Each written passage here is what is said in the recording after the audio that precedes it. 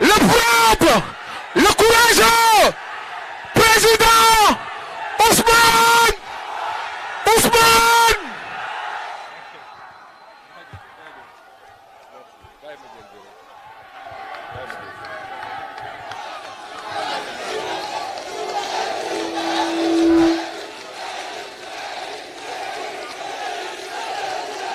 Gars yi merci beaucoup gars yi ñu ngi leen di nuyu yéen ñëpp yéen ñi fi déplacé wu nekk ci naaj bi depuis bi ñu jullee juma ba tey jii di leen masawu di leen jaajëfal di féliciter une fois de plus ak remercier le mouvement pour la défense de la démocratie muy le M2D di mouvement bi nga xam ne moo waral ndaje bi tey di féliciter leader yi fi teew yépp bëri nañu mënuma jaar seen tur ñoom ñépp ak ñi fi bëggoon teew te seen agenda mayu leen ko di wax ni lii ngeen def nii dafa firndeel benn mbir kese ak li mu jur bokk ndax diggante bi ñu dooree manifestation beeg léegi yéegal nañ ñu ni suñu frère Landing Seck ñu koy wax kilifa bàyyi nañ ko ñu toogaat tuuti avocat yi yónnee ñu message nañu fële ci Diourbel Moussa Gueye ak Galas Gueye bàyyi nañ leen kon loolu dafay firndeel lenn dama bëgg sénégalais yépp la ñuy waxal dama bëgg ñu xam ni kii ñu seqal mbir mi parce que dafa am loo xam ne da ngay seq ak nit doxalu nit waaye boo demee ci digg bàyyi mooy ne danga fay nitelu ci quelques secondes lañ lay wan say yax sax dañ koy maccaat mu jeex ki ñu seqal nag dama bëgg sénégalais yépp xam lenn teggi woon nañ suñu tànk parce que kilifa yi ñaan nañ ñu ko ñu nangu ko te bañ koy teggi Sénégal yépp àdduna yépp seede woon na ni waa ji suulu woon na ba noppi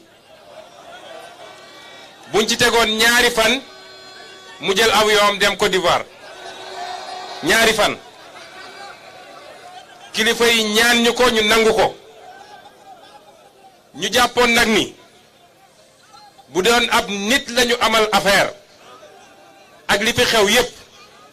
bu li weesoo dina xam ni lewoon nekkatul que ni mu noote woon askan wi jàpp leader politique yi di tëj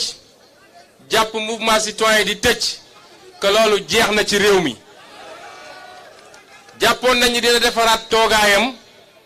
xam ni ñaari at ak genn wàll yi ko fi dese war naa xool nu muy defaree ba génn ci génn bu xaw a tane ndax génn gu rafet mënatu fee am l'histoire retiendra que li ñu mës a am ci président de la république yépp li ñu mës a am ci président de la république yépp l'histoire retiendra que mooy li ci yées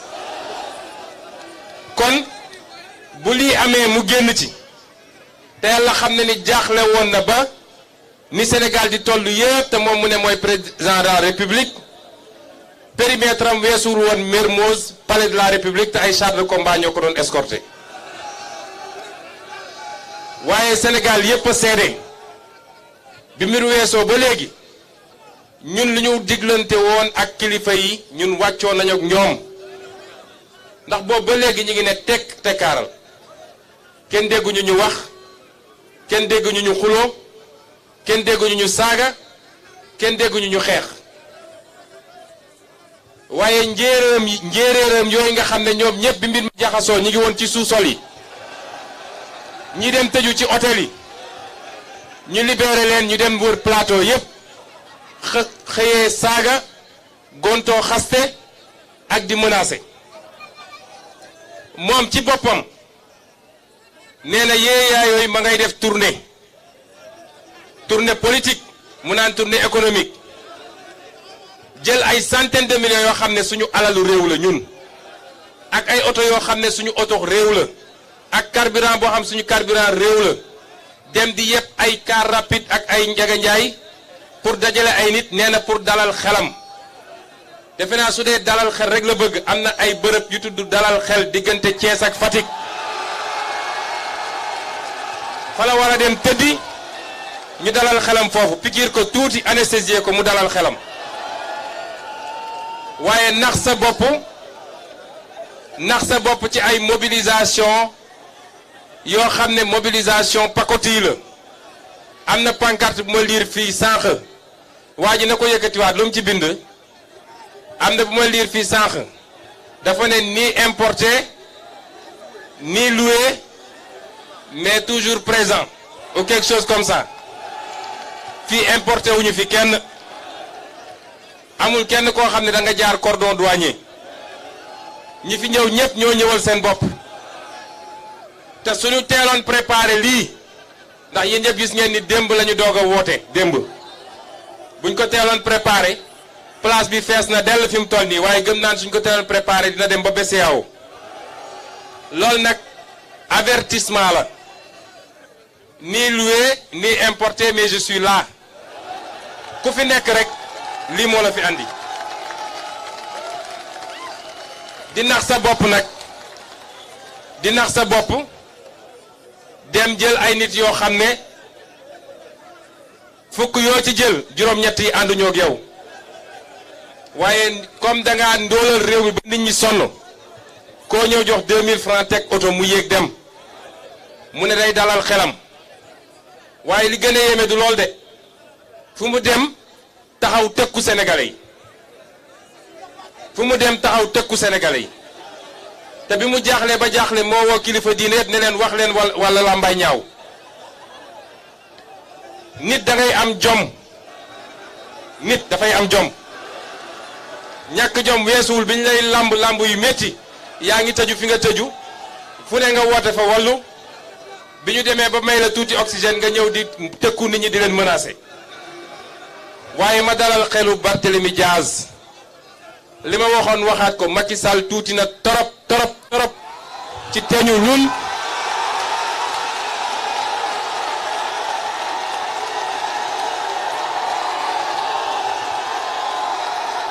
dama ne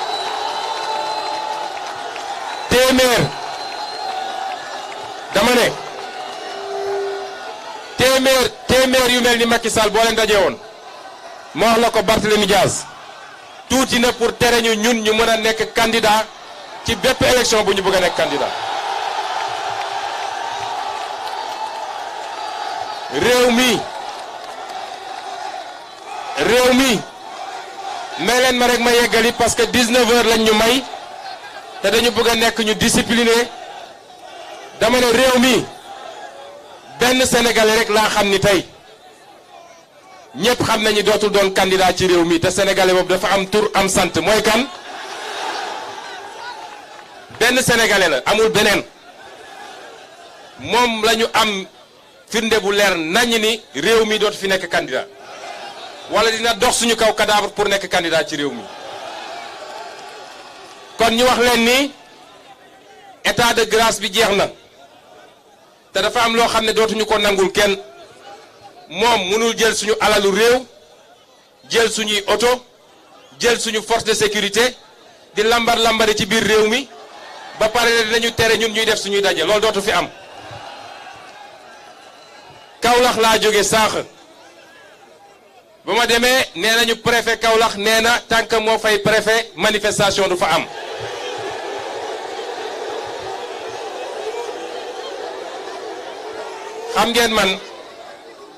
xam ngeen man je suis un produit de l'ENAM su ma déggee ku génnee ENAM di wax yi damay am gàcce parce que boo déggee ñuy ŋàññi administration rek boo déggee ñu naan un petit fonctionnaire de rien du tout rek genre yi moo tax lan moo waral un préfet qui est là payé par le peuple recruté par le peuple naan li constitution bi may peuple bi moom préfet moo koy xañ peuple bi moo tax foofu Kaolack laa ko njëkk a dankaafu nee naa ko dinañ ñëw def un rassemblement national à Kaolack te bu soobee yàlla ci lu soriwul dara waaye waxoon naa ko lenn nee naa leen rassemblement boobu bu ngeen defee kilifa mandat de dépôt xam leen ni fii ak semaine prochaine dina am rassemblement foofu Kaolack ñu sant yàlla biñ ko wàccee biñ ko bàyyee noonee nag la ñuy exiger ñi nga xam ne ñoom la ñu téye tey ba tey te ma leen di lim ñi nga xam ne ñi nga Ziguinchor muy ki ñuy wax Demba Diédhiou di Abdourahmane Diallo di Mohamed Mané Babacar Diagne ak ñi des Diourbel muy Ndiogu Diop Ndongo Diop nga xam ne moom kaam moo ci gën a doy waar ak ki ñuy wax Ablaye Fall ndax ñeneen ñaar ñi bàyyi nañ leen dañ leen ne ñu ngi leen di jox ultimatum parce que ñun ñi fi nekk ñëpp ak ñi jotul teew ak ñi génnoon di manifester yëpp dañu war a xam ni ñun ñëpp on est le même corps gis nga bu ngeen engagé wu ci benn direction général du bàyyi soldat soldat du bàyyi général Ousmane Sonko ëppul droit ci liberté que Ndongo Diop moo tax dañu bëgg leen envoyer un message ñoom ñoo ñu des foofu lañ ci war a def yépp ñu ngi koy def ba léegi ci jël ay avocat ci jàppale leen ñoom ak seen njaboot dama leen bëgg wax ni on ne vous lâchera jamais te dama bëgg ñu xam ni lii manifestation bi avertissement la tant que wàccu ñu leen peut-être semaine prochaine day tombeek 23 juin bi nga xam ne dañu bëgg a def rassemblement exceptionnel pour fàttali Sénégalais que Macky Sall a trahi toutes les promesses du 23 juin amul bu mu ci respecté mais li ci tegu bu ñu génnee ci 23 juin bu dee ñiy wàccu ñu leen parce que amul lan moo war a tax ñu jàpp leen amul dañoo nekk ci réew moo xam ne Macky Sall dafa am justice am dañuy jàpp nit justice fenkal ko ay layal ko wala fenkal ko ay grief ak ay chef yu ñuy yokk kilifa bi ñu koy jàppee ñaari mbir la ñu waxoon ne dafa participer à une manifestation non autorisée ak beneen bu ñàkk fayda dem yóbbu ko retour de parquet démb ñu delloosiwaat ko yokk ci ñett parce que suñu paree dañuy woo ministre de la justice mu ne yokku leen ci lii yokku leen ci lii yokku leen ci lii une justice qui crée et qui fabrique des faits et qui fabrique même des preuves pour rek faagaagal ay nit loolu mënatuñu ko nangu ci Sénégal moo tax dañu ne tant que libéré wuñu leen dans 2 semaines suñu naree daje fii te dinañ ko def sur l'ensemble du territoire national su dee jàpp na dinañ ko may fu mu noyyee nax na boppam na war fu ko neex ak suñuy milliards nag dajale ñu ko neex waaye ñun ñu ngi koy xaar fii te ñun xam nañ ni le peuple sénégalais souverain a tourné le dos à Macky Sall depuis très longtemps. Le peuple sénégalais souverain à 80% et avec ñi fi nekk tey muy le regroupement des patriotes du Sénégal ak foo munti bokk ci parti politique. ñiy wax nag ni au-delà de li ñu woote ci ñu libérer les otages politiques dañuy dégmal lu am solo. ay intervenant wax nañ ko fii kii ñu ko seqal yaakaarul lu dul ci wuruj ay élection te jàpp na ni élection locale yi mooy anticiper 2024 buñ ko seetaanee ba mu mbuxum élection yi le lendemain lay génn taxaw am sañ-sañ ne moom dina briguer beneen mandat en 2024 la jeunesse a les cartes en main. na ñëpp dem inscrire ci carte ci liste électorale yi ñi ngi joxe ay date dama bëgg wax ni date yooyu mënul ne parce que balaa ñuy ubbi inscription bi il faut ñu pare dialogue politique bi valider les points de consensus convoquer l'Assemblée nationale en session en procédure d'urgence mu voter le nouveau code électoral ñu doog a mën a dem ci loolu te loolu mënul nekk fii ak mois d'août leer na ma ni ñoom ñooy def ay sondage pour xool nit ñi fan lañ ci toll. waaye quartier par quartier laa bëgg quartier par quartier maison par maison sax laa koy commencer maison par maison, quartier par quartier, commune par commune, ville par ville, région par région, yéen la jeunesse. Le fichier actuellement, gën saa bëri defe naa eggul 7 millions. Les primo-inscrits de ce pays, ñoom ñëpp suñu génnee voté wu massivement, inscrire massivement, ak ñi ñu bindoon ni ne peut pas voter, ñu dem rectifier, fichier bi dina dépasser 10 millions d'électeurs. te ñiy bindu ñëpp nag à 90% ñu wàcc Macky Sall ak ñi mu àndal. kooku mënatul gagner élection Sénégal du élection locale du législative du présidentielle. Macky Sall est fini, c'est une page tournée. li ma waxoon rek dañuy maslaxa rek gunge ko ba 2024. lan mooy doon nag diggante bi ma ngay dépendre ci moom. ñun jàmm rek lañu woote, nit ñi wax nañ ko fii te wane nañ ñu nitu jàmm lañu. toog naa kilifa mu fàttali ma li nga xam ne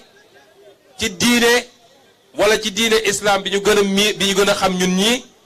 ni du lu ñuy doo jóg dem attaquer waaye am nga sañ-sañu défendre. ñun dañoo défendre ba léegi te li fi amoon ba tax ñu défendre bu amoon dinañ défendre nu ko raw téeméeri junni yoon. kon moom mooy nekk nit ñi ànd ak moom nekk nit mu bëgg ñu woo ci leneen nag dinañu fekk ci loolu. su yaakaaree nag day dalal xelam ci tournée ak recruter ay 3000 policiers 3000 gendarmes dem ñu jox ko ay armes mu ñëw su jàppee ni loolu mën na téye un peuple nax na boppam. rien ne peut retenir un peuple déterminé. régime algérien moo ko ëpp doole fuuf ëpp ko jumtukaay. Kadhafi ko ëppoon doole fuuf ëpp ko jumtukaay. ak beneen. Omar El Béchir bi nekk Soudan moo ko ëppoon doole fuuf ëpp ko jumtukaay. keneen ak keneen mais un peuple souverain bu jóg ne doyal na te ñi mu yaakaar ñëpp nag ci peuple bi la ñu bokk. policiers yi ci peuple bi la ñu bokk. gendarme yi ci peuple bi la ñu bokk. la ñuy dund ñoom jafe-jafe yi ñuy dund la ñuy dund. kon su dee loolu lay naxee boppam xam ne ni juum na. kon ñu leen di woowaat ay menaces am yéguñu ko. ñun on n'a pas de leçon à recevoir d'eux. nee na terrorisme waaye le seul terroriste mooy ki ku dem recruter ay nervi ñu dem di tirer ci ay xale ba rey ci 13 kooku mooy terroriste. nee na des gens qui sont soutenus par l'étranger ñëpp xam nañ ni le seul boo xam ne préfet étranger la nga xam ne lu am day daw dem jëli ndigal taal avion def ci suñu kérosène jëli ndigal ñëw yéen xam ngeen mooy kan. léegi nag nee na respect des institutions waaye ñun fii la ñu newoon bi muy taxaw naan on va déloger Ablaye Wade ñun waxaguñu loolu kooku su ñëwee ne moom daf ñuy jox ay conseils est-ce que loolu yelloo na ci moom. léegi nag bi ko desee mooy nee na comme dafa jël xaalis wasaare ci lu bëri ci ay organes de presse heureusement qu'il y a encore des organes indépendants et dignes mu dem wasaare ko. ne leen seen mission mooy saa yu ngeen xëyee wax leen lu bon ci Ousmane Sonko waaye plus ñuy wax plus Ousmane Sonko di am bay na ci Sénégal.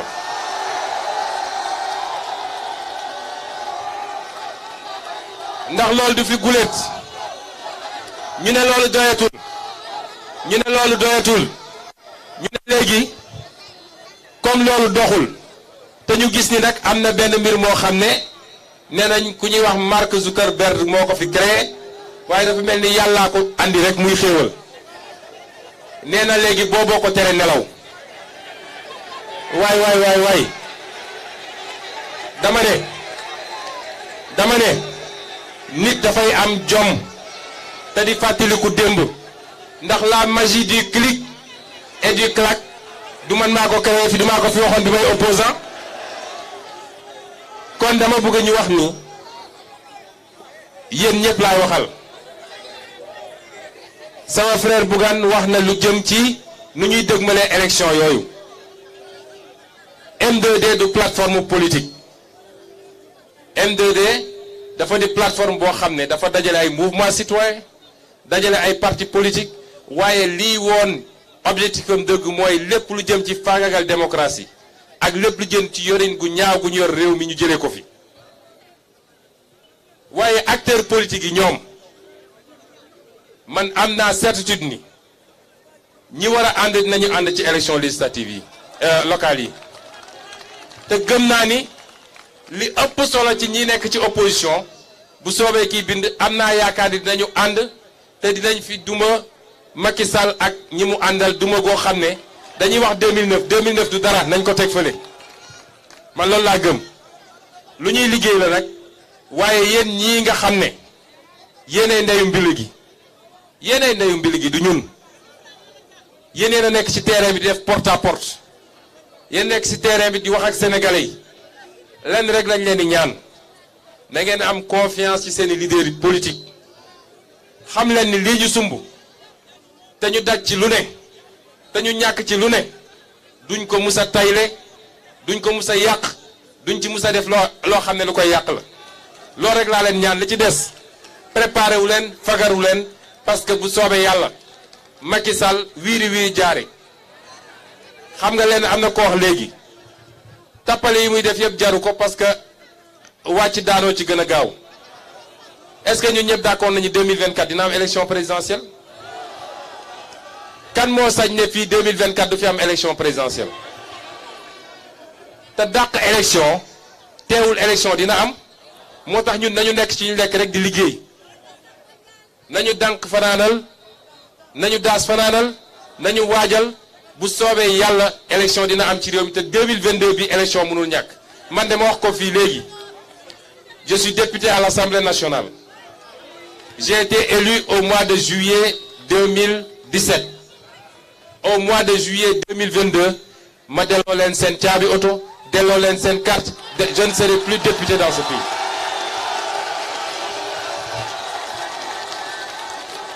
parce que kenn faluma pour 5 ans un jour waxuma laa pour 7 ans dañ maa fal pour ma def un mandat de 5 ans bu 5 ans yi jeexee bés bu mu jeexee bés boobu laay pare ak ñoom waajal nag ànd ak ñi ñu mën a àndal yëpp ci opposition pour que assemblée nationale bii nga xam ne mooy li gën a tilim li gën a salte lu ñu mus a xam tey ci assemblée nationale pour que ñu raser ko daal fi andi assemblée nationale boo xam ne avec une majorité forte de l'opposition mu préparer le départ de Macky Sall en 2024 lii mooy agenda bi nañu jublu ci loolu te bu ñu nangu ku ñu divertir waaye dama leen bëgg a wax ni waajal leen seen bopp ci li ngeen mën bu dee Macky Sall jàmm la bëgg dina ko am bu dee safaan ba la bëgg dina ko fi fekk parce que moomuñu te ëpp ñu doole maa ngi leen di gërëm di leen sant